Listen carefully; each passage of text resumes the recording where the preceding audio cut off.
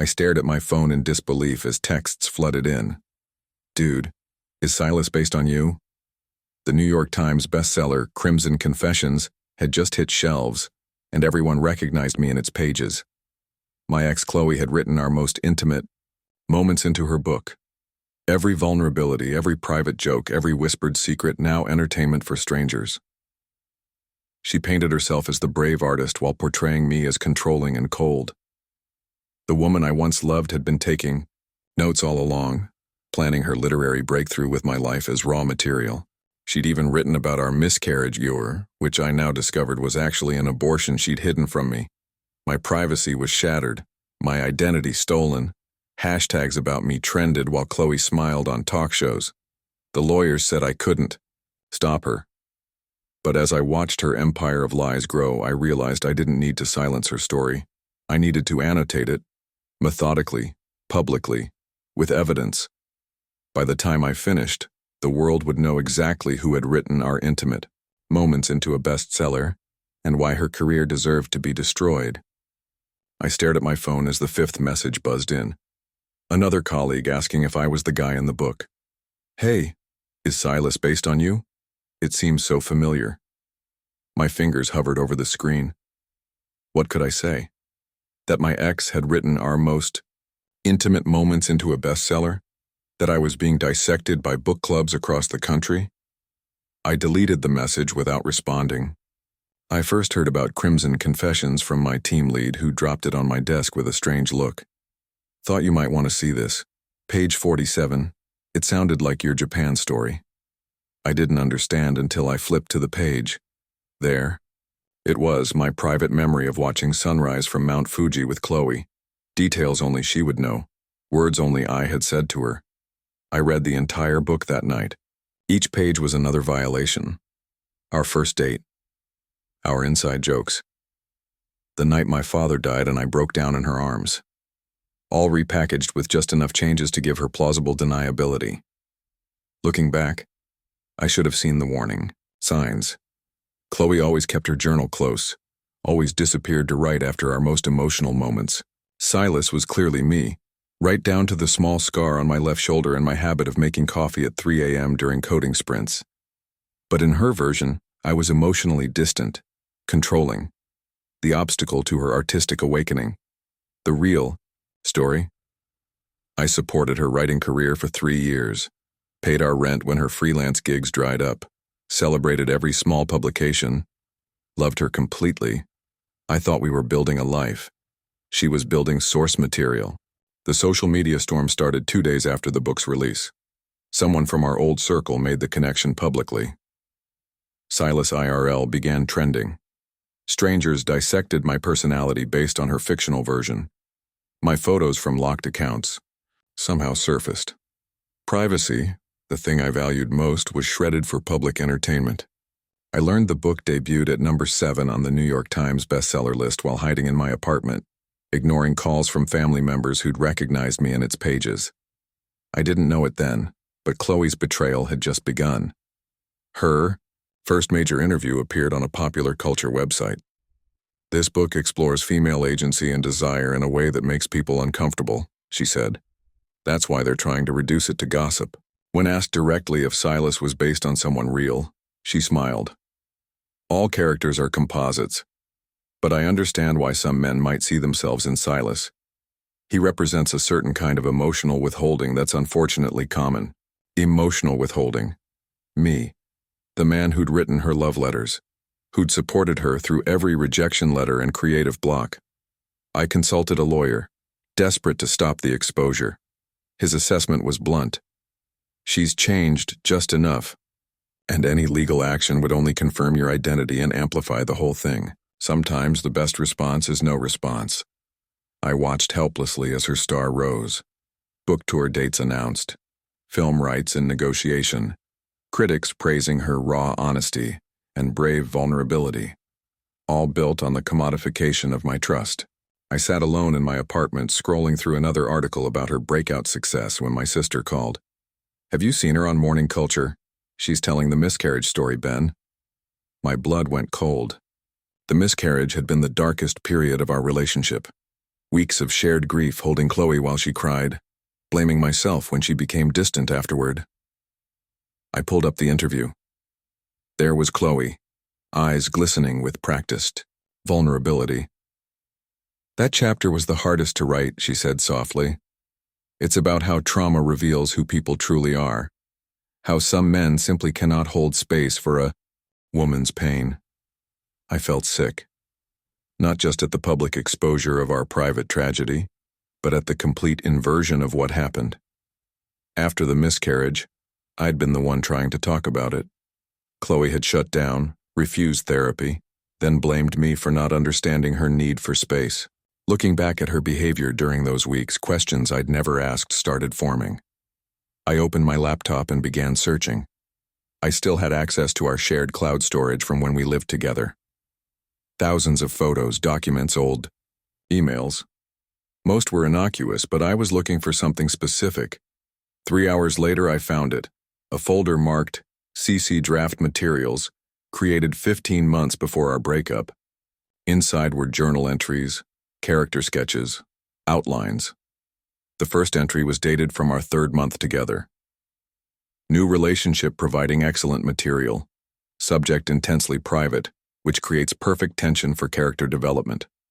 Documenting everything, this could be the breakthrough. I wasn't her partner, I was her subject. As I kept reading, I discovered something that transformed everything I thought I knew about us. Emails between Chloe and her literary agent discussing the book. From the early months of our relationship. "The new subject is perfect," she'd written. "Intensely private, emotionally complex. I'm documenting everything." Our entire relationship had been research. Every vulnerable moment I shared had been harvested for content. I thought back to how she always kept her journal nearby. How she would ask probing questions about my childhood, my fears, my family, then disappear to take a shower immediately after I opened up. It all made sense now. I kept digging, almost numb to what I might find next. Then I saw a medical receipt from a clinic dated during the time of our supposed miscarriage. It wasn't a miscarriage, it was an abortion. One she never told me about. She had terminated the pregnancy without my knowledge, then used my reaction to her subsequent emotional distance as evidence of my inability to support her during trauma. The ultimate betrayal wasn't just exploiting our relationship for her book. It was manufacturing situations specifically to create more dramatic material. I closed my laptop, a cold clarity replacing the hurt and humiliation. Chloe had chosen to make our private life public. She'd turned me into a character for strangers to judge, fine, but characters have dimensions she'd conveniently left out. If Chloe wanted to tell our story, she should have made sure it was complete. I sat at my desk that night methodically combing through every file I had on Chloe. Every text, every email, every photo. I was building a case, prosecutor style. The evidence was overwhelming, not just about her lies, but about her calculation. One folder contained notes she'd labeled Silas Character Development. My actual words, habits, and vulnerabilities were cataloged like specimens. My grief over my father became emotional withholding. My desire for privacy became inability to be vulnerable. I even found draft pages with comments from her agent. "Make him more controlling here. Readers need to root against him." I felt something shift inside me. The hurt was hardening into resolve. I had always valued my privacy, had always avoided conflict, but Chloe had made those choices for me when she put our life on display. Looking back, I realized this was the moment I stopped being a victim and became an architect. The next morning, I purchased an encrypted laptop, created email accounts through anonymous services, registered a domain through a privacy protection service. I was building the infrastructure for truth. While Chloe gave interviews about her creative process, I methodically documented every fabrication in her book, every manipulated timeline, every conveniently omitted context. I didn't know it then, but I was creating the weapon that would dismantle her carefully constructed image. For 2 weeks, I barely slept. I built a website called The Silas Files. Clean, simple design, professional typography. nothing that suggested emotion or vendetta. The subtitle, Annotations and Context for Crimson Confessions. The intro was brief. This site provides factual context for events fictionalized in the best-selling novel Crimson Confessions. The annotations are provided by the primary source, for the character Silas. No rage, no accusations, just facts. I launched the site on a Tuesday morning, shared the link anonymously in 3 literary discussion forums where Chloe's book was being analyzed. By evening, traffic was building. Comments appeared. Is this real? How do we know this is actually him? The details match perfectly. I needed to establish credibility without revealing my identity. So I posted authentication note number 1 with subtle verification. A photograph of the handwritten note Chloe had left on my pillow the morning after our first night. Together. The note she described in Chapter 3, but with a significant detail she'd omitted. The small sketch of my sleeping face in the corner. Only someone who possessed the actual note could know this. The site traffic tripled overnight. I didn't gloat. I didn't attack. I simply continued my methodical annotations.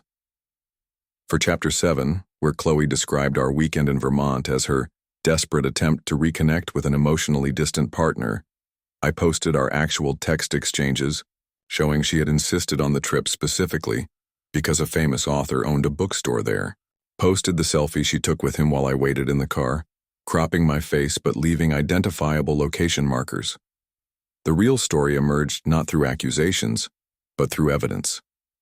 Each morning I checked media mentions. Literary blogs were beginning to reference a counter-narrative to Crimson Confessions. Reddit threads analyzed the validity of my claims. Book club discussions noted the discrepancies between Chloe's interviews and my documented timeline. The whispers were growing. I was surprised when my email notification pinged with a message from account former roommate 87. I've been following your site. I have information about the Chapter 12 creative breakthrough, where she supposedly wrote all night after an argument with you. I was there. That's not what happened. Chloe's former roommate Sarah had been a quiet presence during our relationship, always watching, rarely commenting. Now she had decided to speak. Looking back, I should have anticipated allies. Chloe left collateral damage everywhere.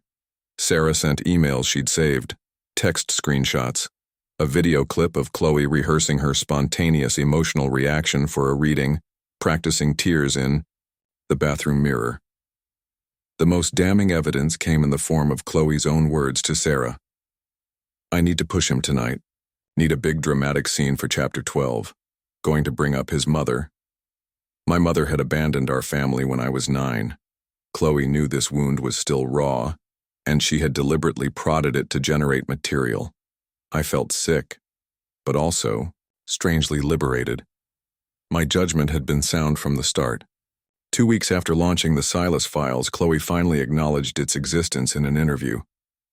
There's this anonymous site trying to discredit my work, she said with practiced indignation. It's clearly someone trying to piggyback on my success, or possibly an ex who can't distinguish fiction from reality. The interviewer pressed. But the site contains specific details that match your book exactly. Chloe's smile tightened. Any dedicated reader could make connections. That's what art does.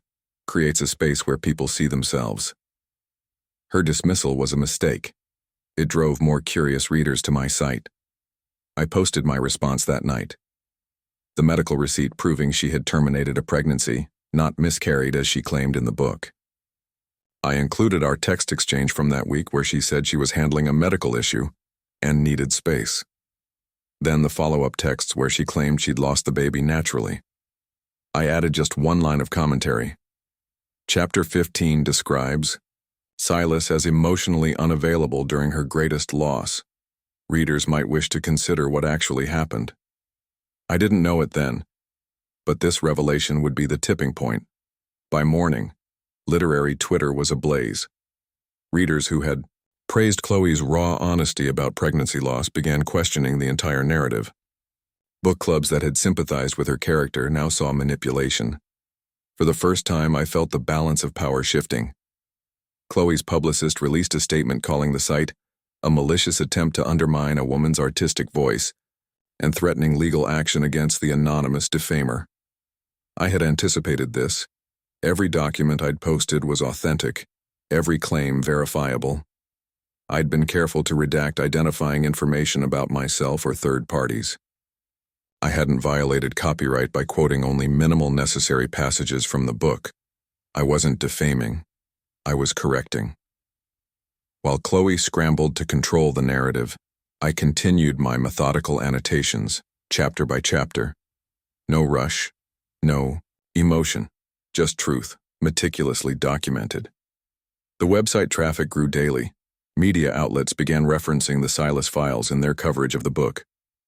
A prominent literary podcast devoted an entire episode to analyzing the discrepancies between Chloe's narrative and my evidence.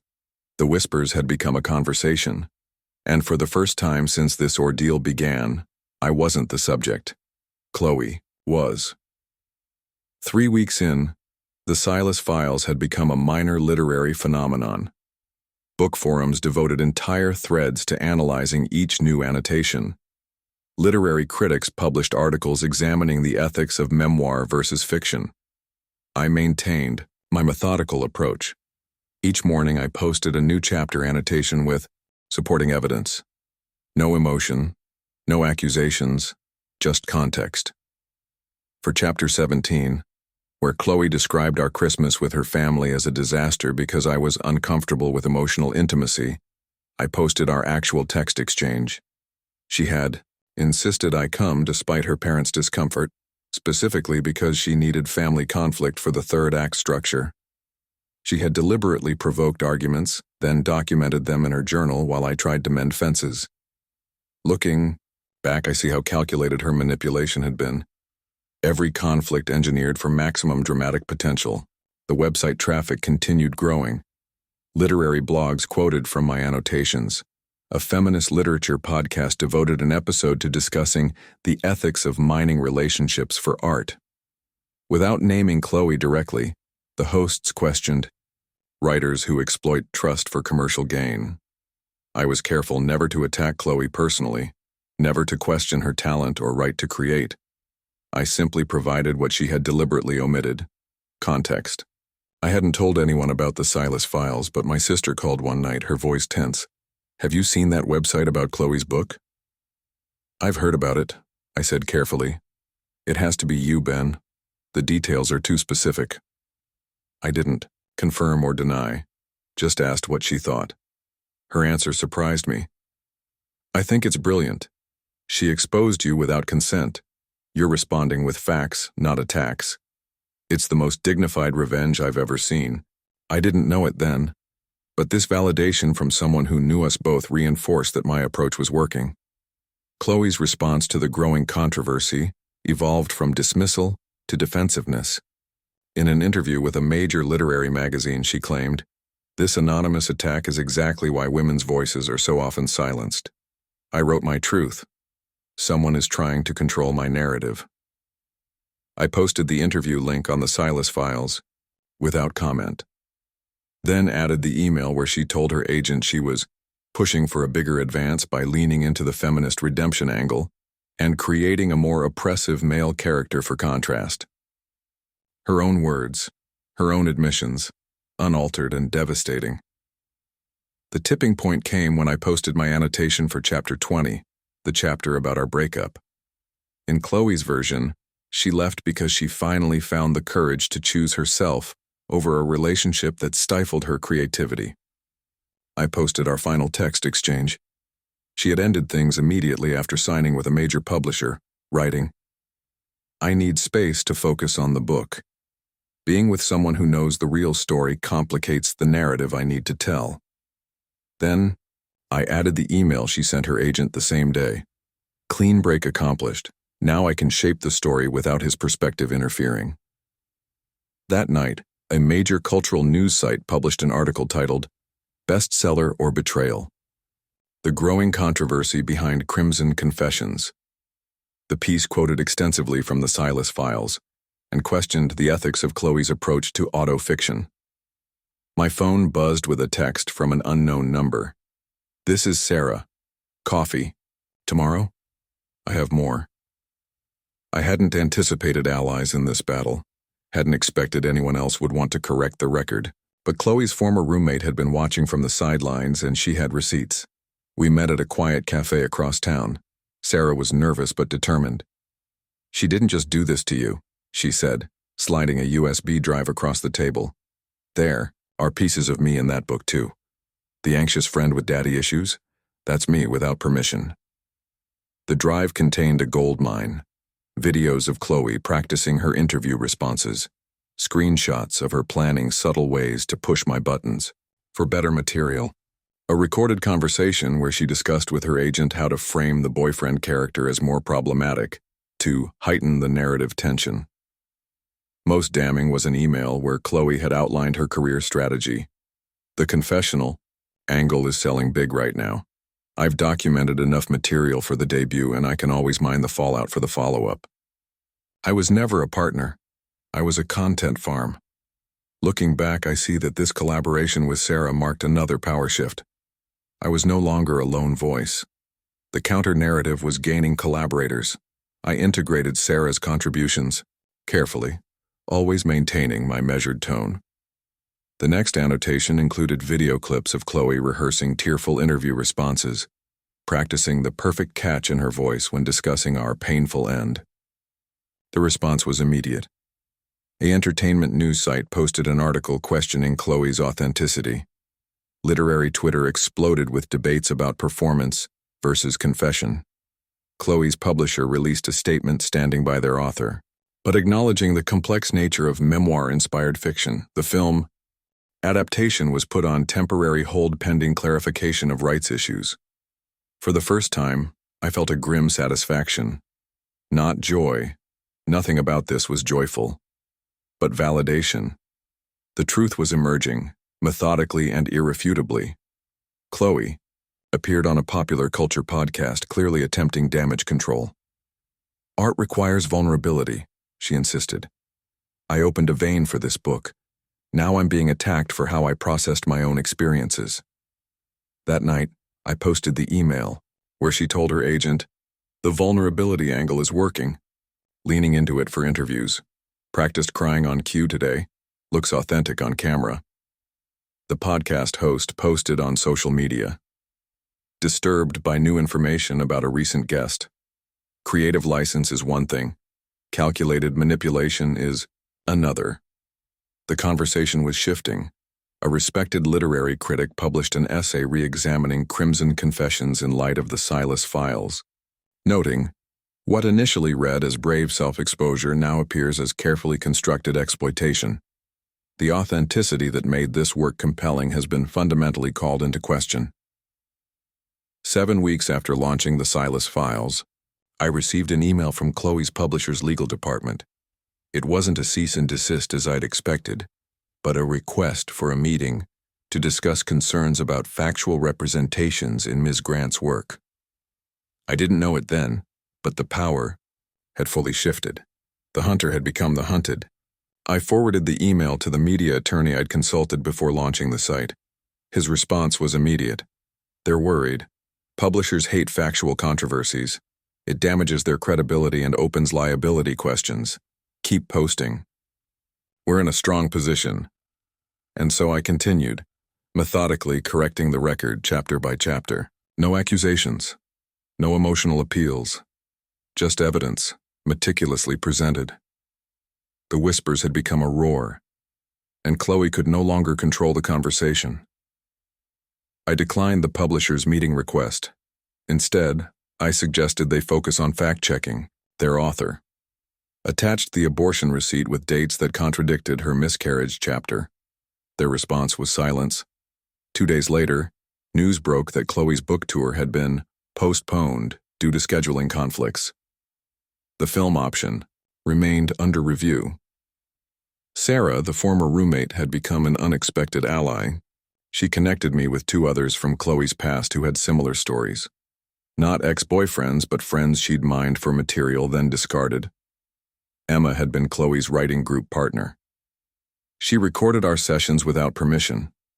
My childhood trauma became her character's backstory. Marcus had been her mentor's assistant. She seduced me for industry connections, then ghosted once she got the introduction she wanted. I created a new section on the site, Pattern of Behavior. Listed their testimonials with supporting evidence. No commentary necessary. The pattern spoke for itself. Looking back, I realize how powerful a collective voice can be against manipulation. What Chloe had dismissed as one bitter ex-boyfriend now appeared as a documented pattern. The site's traffic exploded again. Media coverage shifted from controversy surrounding the bestseller to allegations of systematic exploitation. Literary blogs that had praised Chloe's raw honesty now questioned her ethics and methods. Chloe's response became increasingly desperate. In a lengthy social media post, she claimed she was being targeted by a coordinated harassment campaign, and that men have always tried to silence women's stories. I posted her statement on the Silas files without comment, then added emails showing she had calculated this exact defense strategy months earlier. If questioned, pivot to feminist persecution narrative. Critics become misogynists, not fact-checkers. Her own playbook exposed. I didn't know it then, but someone from her publisher was clearly monitoring the site. The week after I posted the playbook, her editor gave an interview distancing the company from certain creative choices in the book's marketing. While we stand by the work as fiction, he said carefully, we recognize that questions have been raised about how the autobiographical elements were presented. Translation: they were preparing to drop her. The next morning I received an email from a prominent literary journal. They wanted to interview the creator of the Silas Files about the ethics of autobiographical fiction and consent. I declined. Not because I feared exposure, but because this wasn't about me. It was about correcting a false narrative. Instead, I posted a new annotation every day. Methodical, factual, damning. For chapter 24, where Chloe described leaving me because art required painful choices, I posted the email she sent her agent the same day. Ditched the boyfriend. He knows too much about the real timeline. Can't risk him contradicting my narrative once the book launches. For chapter 25, where she portrayed herself grieving our relationship while finding her artistic voice, I posted her dating app profile created 3 hours after our breakup. Writer seeking new experiences and material. I wasn't bitter anymore. I was archaeological, excavating the truth layer by layer. Looking back, I see how the steady accumulation of evidence was more devastating than any emotional attack could have been. I wasn't telling people what to think. I was showing them what happened. 9 weeks after launching the Silas Files, a major literary review published a reassessment of Crimson Confessions. The critic wrote, "What initially appeared as courageous self-examination now reads as calculated exploitation. The book's emotional power derived from an authenticity that evidence suggests was manufactured." The same day, the film studio officially dropped the adaptation option. Chloe appeared on a literary podcast clearly attempting damage control. Her voice had lost its practiced vulnerability, replaced with defensive anger. Art isn't court testimony, she insisted. I captured emotional truths that transcend literal facts. The host pushed back. But you've claimed repeatedly in interviews that the events happened essentially as written. The evidence suggesting otherwise raises questions about authenticity. What evidence? An anonymous website? That could be anyone. I posted the interview audio on the Silas Files, then added a new section, Authentication Beyond Doubt. It contained one item, the photograph of a distinctive birthmark on my shoulder, matching the one described in detail in Chapter 8 of her book. The image was carefully cropped to show only the birthmark, not my face or identifiable features. Next to it, I placed the text from her book describing Silas's unusual birthmark, shaped like Africa. Below, I added, only 2 people have seen this birthmark up close. One is the author. The other is the creator of this site. The authentication. Post went viral. Literary Twitter exploded. Book clubs that had championed the novel issued statements expressing disappointment at the apparent manipulation. I received an email from Chloe's agent, not threatening legal action but practically begging, "Is there any way to resolve this situation?" I didn't respond. There was nothing to resolve. I wasn't demanding anything. I was simply correcting the record. The next morning, Chloe's publisher announced they were postponing the paperback release pending review. Her editor gave a carefully worded interview about the challenges of fact-checking autobiographical fiction. Market speak for, "We're dropping her." That afternoon, a media outlet published an exposé revealing emails between Chloe and her publisher's marketing team. They had knowingly promoted the book's true story angle despite internal concerns about factual discrepancies. Someone inside the publishing house was leaking. The walls were closing in. I received another email from Sarah. "She's hired a private investigator to find out who's behind the site. Be careful." I'd anticipated this move. The site was registered through multiple privacy layers. My internet connection bounced through VPNs. The email account used anonymous forwarding services. Chloe couldn't touch me unless I chose to be touched. That night, she posted a video statement on social media. Her carefully cultivated image was cracking. Her voice wavered between practiced vulnerability and genuine anger. "This attack on my work and character is nothing but jealousy and resentment. Fiction is always drawn from life. That doesn't make it biography." I posted her video on the Silas files, then added her email to her agent from our second month together. "This relationship is a goldmine, documenting everything for the book. He has no idea he's giving me the key to the bestseller list." Her desperate defense next to her calculated exploitation. No commentary needed. I didn't know it then, but the final act was about to begin. Chloe's publisher announced a formal review of her book. Not just the content, but the marketing campaign that had emphasized its authentic voice. Their statement reeked of damage control. The literary world that had celebrated her brave vulnerability now questioned everything. Book clubs dissected the Silas files instead of her novel. Critics published reassessments noting the disturbing pattern of calculated exploitation. The movie deal was officially dead. Her paperback release indefinitely postponed. But Chloe had one card left to play. She announced an exclusive television interview to address the controversy and set the record straight. The interviewer was Catherine Ellis, known for tough questions and deep research. Chloe likely thought a sympathetic female journalist would help her spin the feminist persecution angle. She miscalculated. Looking back, I see that choosing Catherine was Chloe's final mistake. Catherine didn't care about protecting women. She cared about truth. I received an unexpected email the day before the interview. "Mr. Bennett, I'm Catherine Ellis. I'm interviewing Chloe Grant tomorrow regarding the controversy surrounding her book. I've been following the Silas files extensively. Would you be willing to share any additional context that might inform my questions?" I had been waiting for this moment, not to attack Chloe, but to ensure the complete truth emerged. I sent Catherine my final file, a comprehensive timeline with supporting evidence revealing the full extent of Chloe's calculated exploitation, not just of me, but of everyone in her orbit. The centerpiece was evidence I had held back. Emails between Chloe and her publisher, Richard Kane, revealing their affair during the book acquisition process. Texts where she called him her ticket to the bestseller list and strategized how to leverage the relationship without his wife finding out. She hadn't just exploited me for material. She'd used her body to secure the book deal, all while crafting a public persona as a feminist voice empowering women.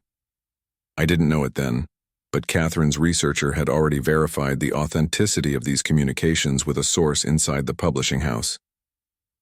The trap was set. The interview began with softball questions. Chloe, media-trained and poised, portrayed herself as a victim of jealousy and misogyny. "Artists have always drawn from life," she said with practiced vulnerability. "The attacks on my work are really attacks on a woman's right to tell her story." Catherine nodded sympathetically, then shifted gears. "You've consistently emphasized the authentic emotional truth of your book. You told Literati magazine that Silas was based on a real relationship that ended because he couldn't support your creative voice. Yet evidence suggests you plan to use this relationship as book material from the beginning. How do you reconcile those positions? Chloe's composure flickered. Creative work is complex. Initial inspiration evolves through the writing process. So you deny emails to your agent from the third month of your relationship describing your boyfriend as perfect source material? Those emails have been taken out of context. Every writer documents experiences. Catherine pressed harder. What about the medical records contradicting your miscarriage chapter? Those appear to show a voluntary termination, not a pregnancy loss.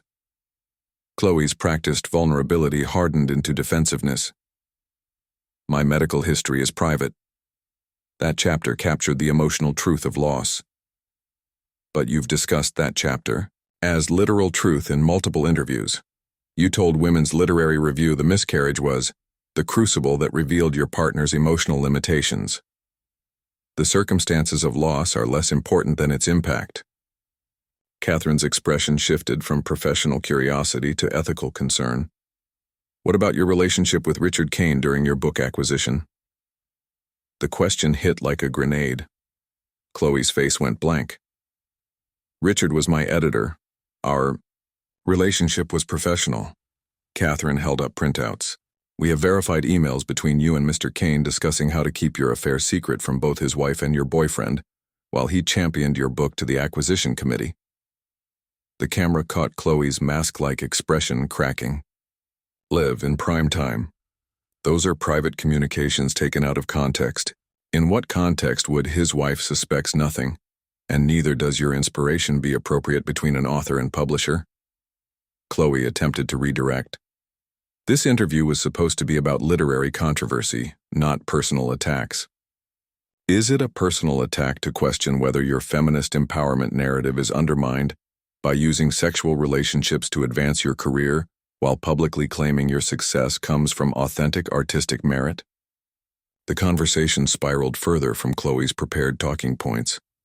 Each redirect met with documented evidence contradicting her claims. Each appeal to artistic license countered with her own words emphasizing literal truth. I watched from my apartment as the public persona Chloe had crafted collapsed under the weight of her own contradictions. Looking back, I see that my revenge wasn't the website. It was simply letting Chloe's true self emerge from behind her carefully constructed first, and the fallout was immediate. Chloe canceled Trended before the interview even ended. Her publisher issued a statement re-evaluating our professional relationship with Chloe. Former supporters distanced themselves from the disturbing pattern of manipulation. Her agent dropped her the next morning. I posted the interview on the Silas Files without commentary, then added one final annotation to the site's homepage. This project was never about attacking an author's right to create. It was about correcting a deliberately misleading narrative that exploited trust for commercial gain. With the record now corrected, this site will no longer be updated. 3 days later, I received a text from an unknown number. We need to talk. Please, it's Chloe. I didn't respond.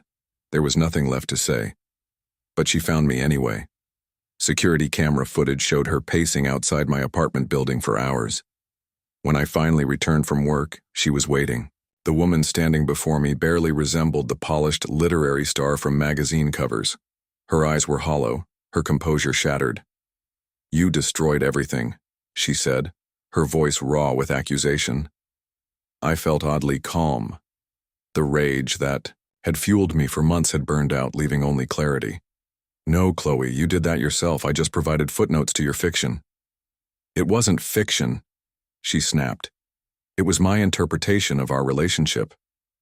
Then you should have called it that, instead of marketing it as brave truth while knowing it was calculated exploitation. You had no right to expose my private communications. You had no right to expose my private life. The difference is, I only shared your words about me. You fabricated mine about you. Her eyes welled with tears I once would have believed. What do you want? Money? Public apology? Tell me how to fix this. I studied her face, looking for any sign of genuine remorse rather than desperation at losing her status, wealth, and reputation. I found none. There's nothing to fix, Chloe. You wrote a story. I annotated it. Now both are in the public record. You've ruined my career out of spite. No. Your career collapsed because you built it on exploitation and lies.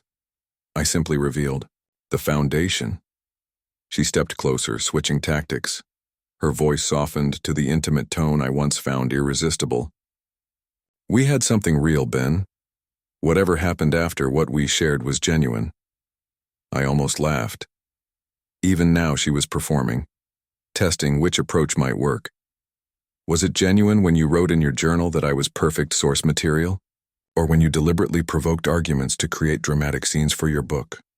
Or when you terminated our pregnancy without telling me, then used my reaction to your emotional distance as evidence of my failures? She flinched at the clinical precision of my questions. I loved you, she whispered. No, you used me. There's a difference. Her last defense crumbled. The tears dried up. Her expression hardened into the true Chloe I had finally recognized. You'll regret this, she spat. No woman will ever trust you when they learn what you did to me. I stepped around her to enter my building. What I did was tell the truth with evidence. What you did was lie for profit. I can live with my choices. Can you? I didn't look back as the door closed between us. Her voice faded as security escorted her from the property. I didn't know it then, but that would be the last time I saw Chloe Grant, literary sensation. Chloe's fall was swift and complete. Her publisher officially dropped her. The remaining tour dates canceled. Literary magazines that had celebrated her authentic voice now published think pieces on ethics in autobiographical fiction. I watched it all from a distance. I had said, everything needed through the Silas files. Now I was done. 3 weeks after our confrontation, I received an email from Catherine Ellis, the interviewer who had dismantled Chloe's carefully constructed narrative on national television. Mr. Bennett, I'm working on a follow-up piece examining the broader implications of the Crimson Confessions controversy. Would you consider going on record about your experience? I declined politely. This had never been about publicity for me. Only truth. Sarah, the former roommate, told me Chloe had left the city, retreated to her parents' home upstate. Her social media accounts went dark. The literary world that had embraced her now treated her name as toxic. Looking back, I feel no satisfaction in her destruction, only relief that the exploitation had been exposed. I kept the Silas files online but stopped updating it. It had served its purpose. The record was corrected, the narrative reclaimed. 6 weeks after Catherine's interview, I received a certified letter from Chloe's publisher. They were pulping all remaining copies of Crimson Confessions and issuing a formal apology for inadequate fact-checking processes. Enclosed was a statement acknowledging that aspects of the book had been misrepresented in marketing materials. Corporate speak. For, we know she lied and we enabled it. The letter included a confidential settlement offer. In exchange for taking down the Silas files and signing an NDA, they would pay substantial damages for the privacy violation. I considered it for exactly 1 minute before declining. This had never been about money. And silencing the truth would only continue the exploitation. I didn't know it then, but my refusal would have consequences beyond Chloe. Her publisher instituted new verification protocols for memoir and autobiographical fiction. 2 other books were pulled from production for fact-checking concerns. The ripples continued spreading. A prominent literary journal published a special issue on ethics and consent in life-based fiction. Creative writing programs added coursework on the responsibilities of writers drawing from lived experiences. My website had become a case study. 3 months after the Silas files launched, I received a message from Marcus, the former assistant. Chloe had seduced for industry connections. Thought you should see this. Attached was a screenshot of a literary marketplace listing. Chloe was shopping a new book proposal. Truth and Consequences, My Journey Through Controversy. Her pitch promised to explore the blurred lines between fiction and memoir and examine the backlash against women who dare to tell their stories. Even now, she was attempting to commodify the experience, to reframe her exploitation as persecution. I almost laughed. Did she think I wasn't watching? That I wouldn't have evidence ready if she tried to rewrite history again? I updated the Silas files one final time, added the screenshot of her book proposal. Beneath it, I posted her emails discussing strategy for turning the cancellation into comeback material and repositioning as the victim of patriarchal backlash. No commentary needed. Her calculated commodification of even her own downfall spoke for itself. 2 days later, the agent she'd been pitching publicly announced she would not be representing the project. The book died before it began. Looking back, I see that my greatest power was simply revealing Chloe's own words. Not my interpretation, not my accusations, just her unvarnished calculations exposed to the light. Winter turned to spring. Life moved forward. I focused on work. Started dating again cautiously. The viral notoriety of Tarkar Silas IRL faded as the internet found new obsessions. Then one rainy Tuesday, my sister called. "Ben, have you seen the news about Chloe?" I hadn't, had deliberately stopped tracking her. She published an essay in the Atlantic, "The Fiction of Authenticity." It's basically a full confession. I found the piece online, bracing for another calculated performance. Instead, I found something unexpected, genuine reflection. Chloe acknowledged everything: the premeditated exploitation, the calculated manipulations, the deliberate falsehoods marketed as truth. She named no names, but the references were clear. I entered relationships as a prospector, mining for material rather than connection, she wrote. I justified my deceptions as artistic license, never confronting how I was commodifying trust and vulnerability for commercial gain. She didn't ask for forgiveness or redemption, offered no excuses, simply acknowledged the exploitation and its consequences. The authenticity readers responded to in my work was performative. The controversy that followed was not persecution but accountability. I felt something unexpected as I read her words, not satisfaction or vindication, something quieter, closure. I didn't know it then, but this was the final chapter of our story.